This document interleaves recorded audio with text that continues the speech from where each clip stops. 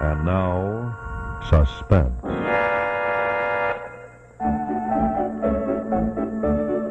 Your host is Autolite, world's largest independent manufacturer of automotive electrical equipment. Producer of over 400 products for cars, trucks, tractors, airplanes, and boats in 28 plants from coast to coast. Autolite makes a complete line of ignition-engineered standard and resistor-type spark plugs and dependable Autolite stay-full batteries. Other products made by Autolite include horns, electric windshield wipers, relays, ignition coils, and batteries. Then there's spark plug wire, battery cable, starting motors, distributors, generators, instruments and gauges, and a complete line of ignition-engineered Autolite spark plugs. In addition, there are bullseye seal beam headlights, fuel pumps, bumpers, and hubcaps. So remember, from bumper to tail light, you're always right with Autolite.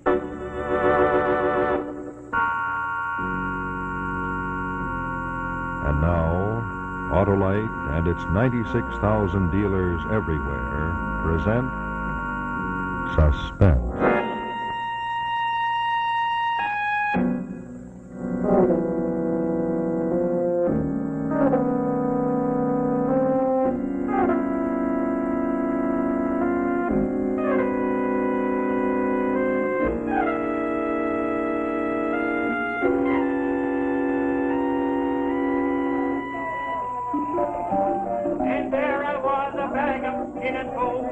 Lying on the banks of the river Orinoco with an arrow wound in my boot. It was then as I lay in the valley of the shadow, that my glazed eye happened to notice a curious unknown plant sprouting by my side. I stretched out my shrunken hand. I was starving with hunger. I broke off a sprig and chewed it down.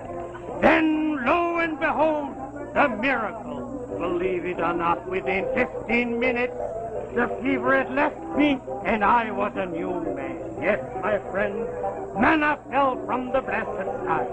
For there within my grasp, I held a panacea to end all human ailments. I prudently gathered an armful of the precious herb and reached civilization. Ever since that happy day, it has been my mission to manufacture it in the form of pills and sell it in the marketplaces of England. Now here within this little bottle is the distilled elixir, which we may purchase for the price of only 1 shilling a box. Now who will be the first buyer? 1 shilling is the price.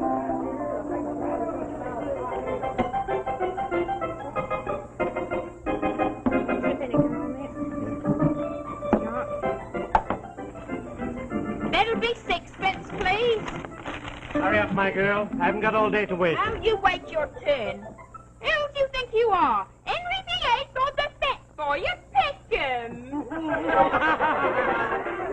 That's quite a comedienne. She ought to be in the music hall. You got the looks for it. Oh, thank you for nothing. Now, what'll it be? Edith Whiting Place or... Well, when I first came in, I fancied a nice piece of Dover sole. But now that I've seen you, I can think of something I like better than fish. Such as? Such as a little kiss to whet my appetite. Here, you take your hands off me, you... That's a nice little flipper you got there. What's your name? Beatrix. My friends call me Bee. Bee, eh? A little honeybee? Oh, you ain't off got a nerve for a stranger. Here, you're gonna stand there all dull chewing the fat. Oh, anybody think he'd got the place? All that's the matter, please. Say, who do you think you're pushing? I don't think I know. A fake, that's who I'm pushing. A fraud. Who's a fraud? You are, you great fat bladder of lard. I happen to work in a chemist shop here. I took his panacea, as he calls it, to my governor. I had him analyze them pills. They're nothing more than bicarbon sugar. Bicarbon sugar, that's what they are. Take back those words. Dr. Potterson. Dr. Maillard. You're a dirty lying quack. Come on, you want to go? go of me.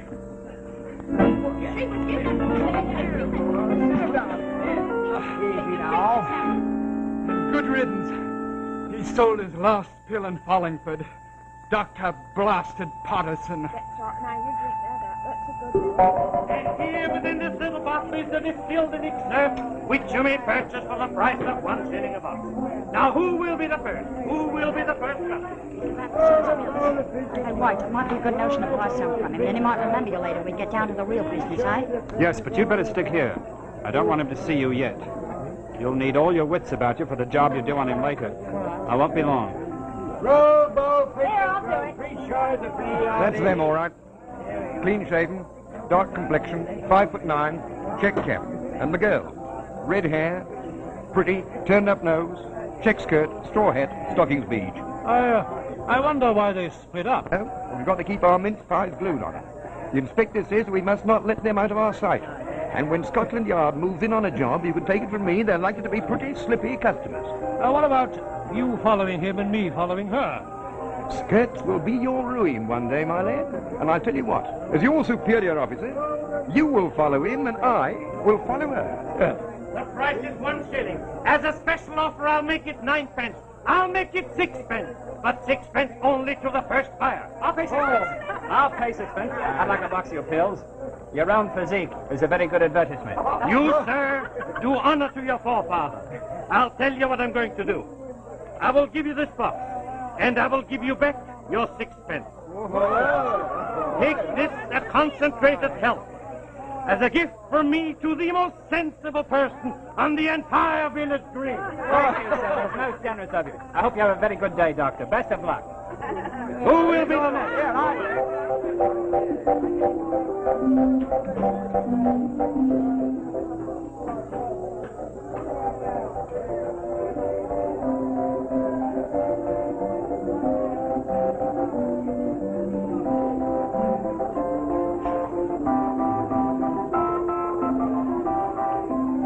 Well, I think I got his attention all right.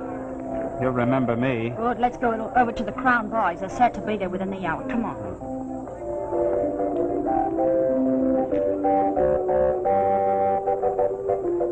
What went on? Well, if I know. He got a box of those fake pills and then came over here to the girl. Blessed if I know what's going on. What did the bloke say to her? Just caught the last phrase. Something about getting a good place over at the pub. Oh, did he? Well, our instructions are to stick to their heels, so we'll go and get a good place over at the pub.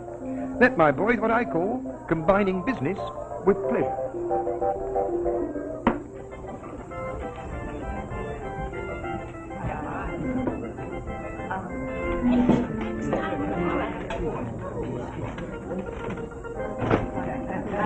Hi, Mom. How about another gin? Oh, put some peach bitters in it. All right, gin and peach bitters, eh? Yes. All right. That little bit of fluff's developing quite a thirst. That's her third gin. Yes, she certainly has a capacity. Can't you use any word under 3 syllables? Good evening, my Oh, friend. Nostradamus. Good evening, Martell. As per usual, double Martell and dry ginger. Yeah, Mum, I'll save you the trouble of my drink. All right. Oh, I'm sorry. Thirsty weather, eh? Yes, a bit too thirsty for me. Well, you're in the best place in the world to put that right. Yes, it'd be better off if only buy me another drink. Won't he? No, not him. He's afraid I'll get drunk.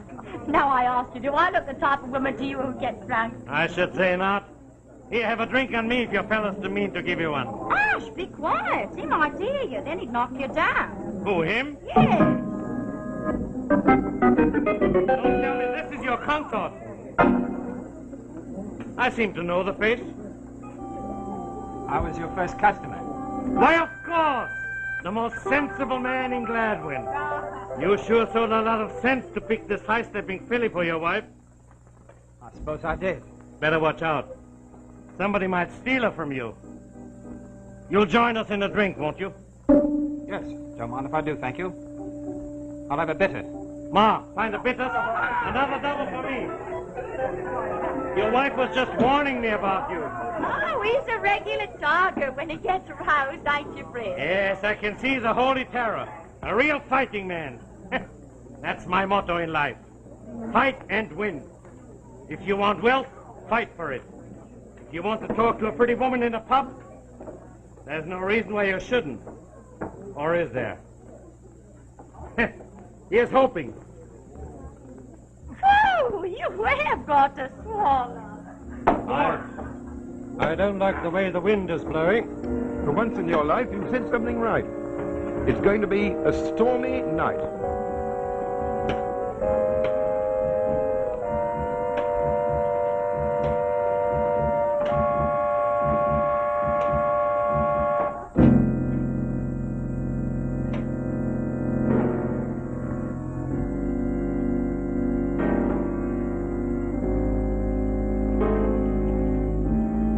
My friend, I tell you, if you want something and you're a real man in the fullest sense of the word, you'll take it. I make my own rules in life. Here, feel that muscle. It's strong as iron. I wager I could kill a man with one blow of my fist tonight if I was driven to. Can I? Well, I wouldn't want to get in a fight with you, my lad. My dear, you'll never have to be afraid of me in that respect.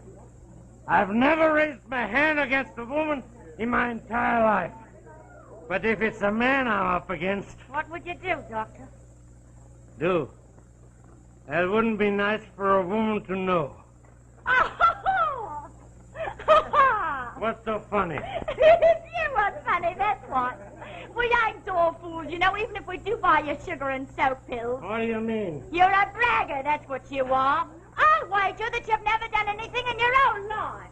I'll tell you, when I was attacked at the Amazon by wild Indians with poison darts, I put 3 of them to sleep with my bare fist. In foreign places, it's here what matters. My wife's quite right. If you was to kill a man in England with your bare fists, you'd be caught by the police and you'd swing within 3 months.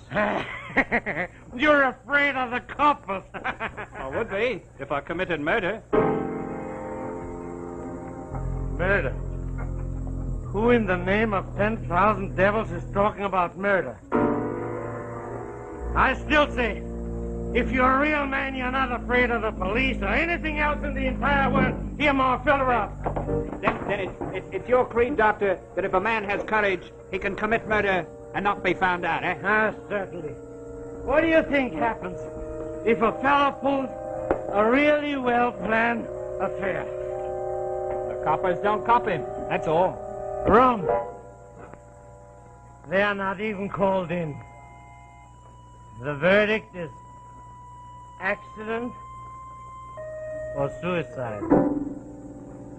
Sounds like if I ever wanted to kill anyone, I could come to you for advice, eh, Doctor? I flatter myself I could tell her a point or two. And I don't think I could ever kill anyone. Not that there aren't people who deserve to be under the sod. One in particular. Whenever I think of him, my blood goes all curdled like inside of me. Rolling in wealth he is and did me out of my share of my father's will. Every time I see him stepping into his first-class carriage, I'd like to bash his smug dial to a pulp. That's good, Willie. I'm glad you have some real red blood trickling through your veins. Anyhow, I doubt if even you could tell me how to get rid of this blackguard. He's so scared of burglars, nobody could ever get into his house. If you can't kill him in his house, kill him in the street. What's so funny about that, Mr. Know-It-All? I'll tell you that you couldn't no more knock off this fella any better than me husband could. Ah, there's always a way. There's always a way. All right, then. Tell us the way. Tell me husband the way, Dr. Cheap Jack. All right. I'll take up the challenge. I'll undertake to tell this underling how to eliminate this enemy he has a grudge against. But first I must know who the victim is going to be. Now tell me, my little man, who is it you have an urge to remove from this veil of tears? I'd like to murder my brother.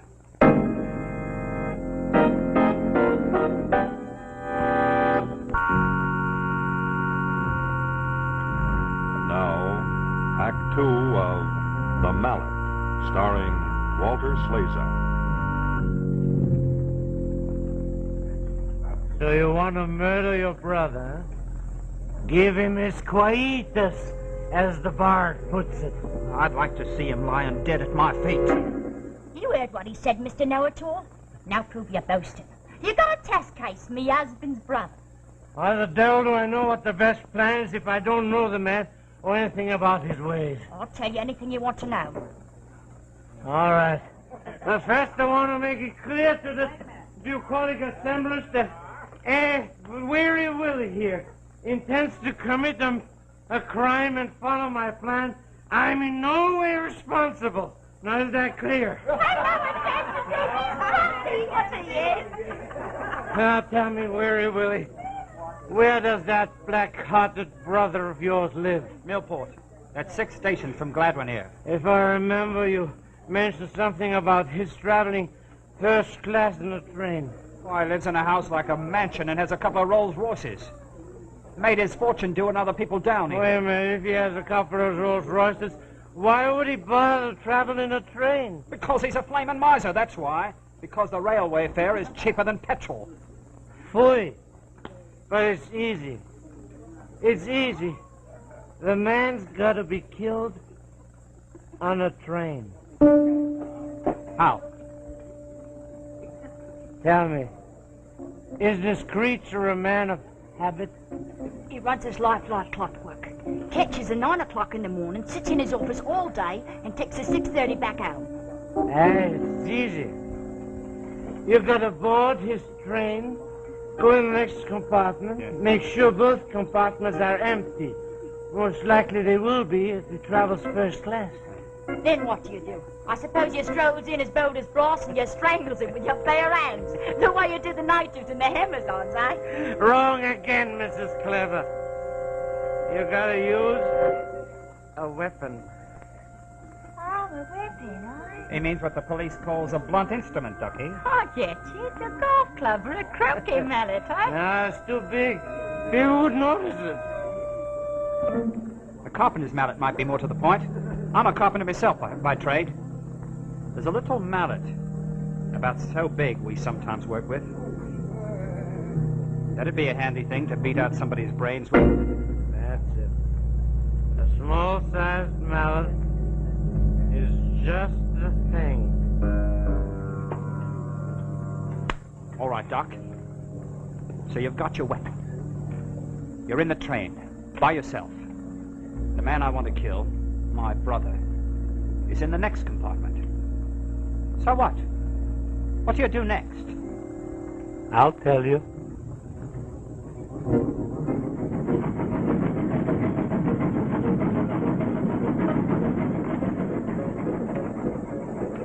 Naturally, you don't carry the thing you're gonna kill him with right out in the open.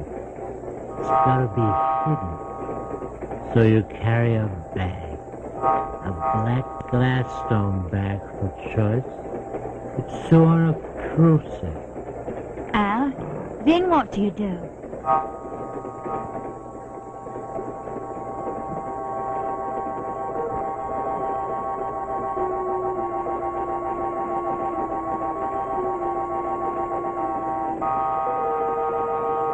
You gotta know your journey. Every yard of it. You've been over it again and again. You know every house, every landmark, even in the dark. All right. So you goes in the corridor and waits. You knows the route. But tell me, what's the point of the waiting? Yes, why don't you dash in and finish him off pronto? The sooner the better, I'd have thought. That's just where you'd hang, Weary Willie, and I wouldn't. You know, it's night, but still people are always watching trains. Little kids from back windows. You gotta wait your opportunity when no one can see you. And where might that be? There's a good-sized hill between Tweedler's Station and Oxney Flitch. That's right, Doctor. Now, how does a train go through a hill, huh? It doesn't climb over it. The tunnel, of course, the tunnel. That's a brilliant stroke, Doctor. Did he get it? They're certainly getting a plan out of him. Let's get a bit closer. We mustn't miss a word of this. There's one thing. Suppose, when you rush into the compartment with the mallet, he puts up a fight and pulls a communication cord. Ah, you fool! Who's talking of rushing in with the mallet and killing strangers? We are talking of taking revenge on somebody who's wronged you. Somebody you know and somebody who knows you.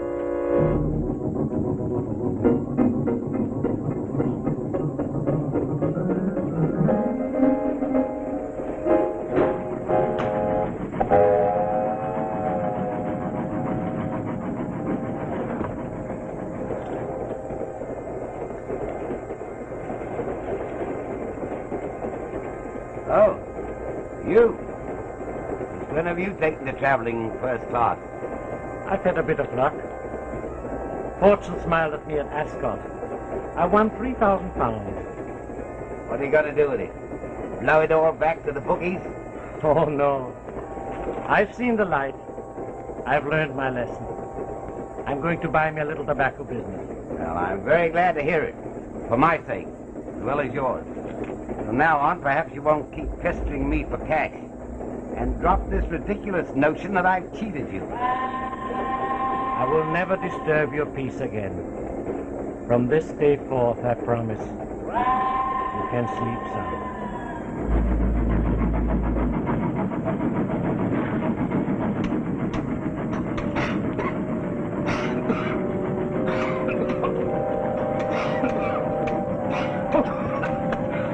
Close the window.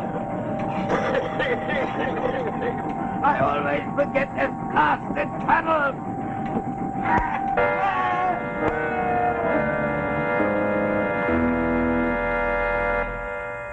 That seems pretty watertight, Algernon. And neat, to say the least of it. Most ingenious. Now comes the real problem. You've killed a man. Nobody's seen you. But what do you do with the body? That's been the downfall of most criminals. Hi, you ain't so dumb after all, Fred. And you ain't out of the woods yet, Dr. Cheap Jack. What do you do with the body? Hey, you all got the brains of gnats. Naturally, you've got to dispose of the body. That's easy to any man of brains. Now, isn't there a river to cross with a big bridge just before you come to Oxley Flint Station? That's right, Doctor. Well, come on, you little liver sheep. Use the imagination. The train crosses the bridge. You open the door.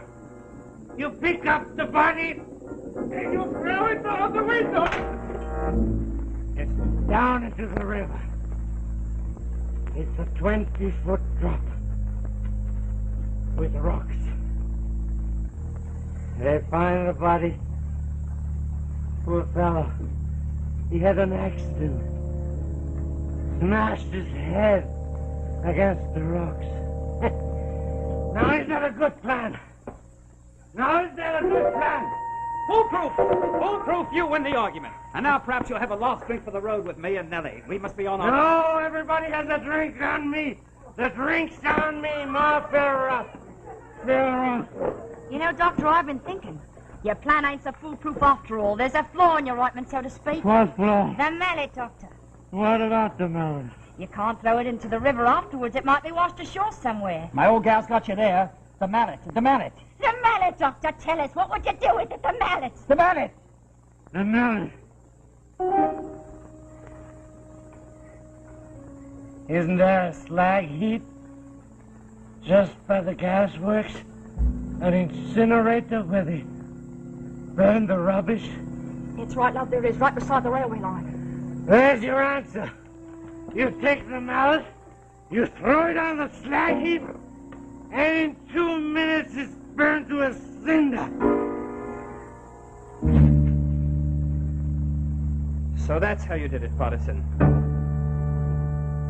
You haven't been telling me how to kill my imaginary brother. You've been reliving a crime you committed yourself.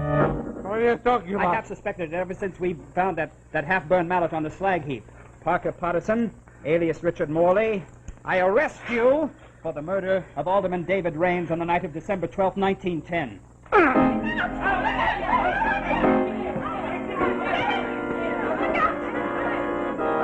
Nice work, boys. Thank you. Nice work. Always proud to cooperate with Scotland Yard, sir. Who the devil are you? Scotland Yard. I'm a detective, and this is my wife. May you both rot in. That will be your privilege, Partisan. And incidentally, I don't accept gifts from murderers. Here is your life-giving herb, although I don't think it will do you much good when you're dangling from the end of a rope. Take him away. All right, Vincent, and I'll...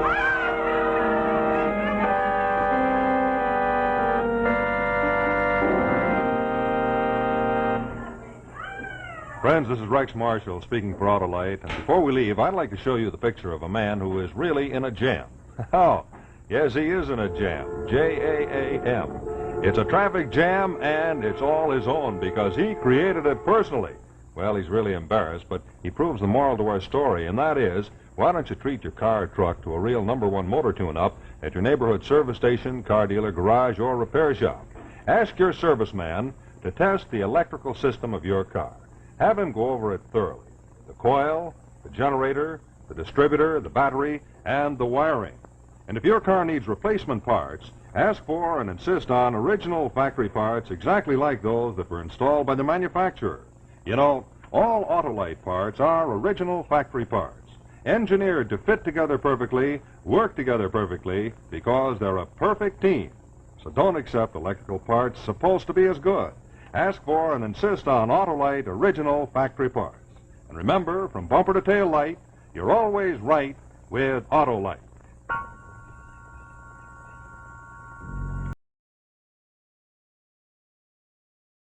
Suspense, Dancing Dan's Christmas by Damon Runyon. This is CBS, the Columbia Broadcasting System.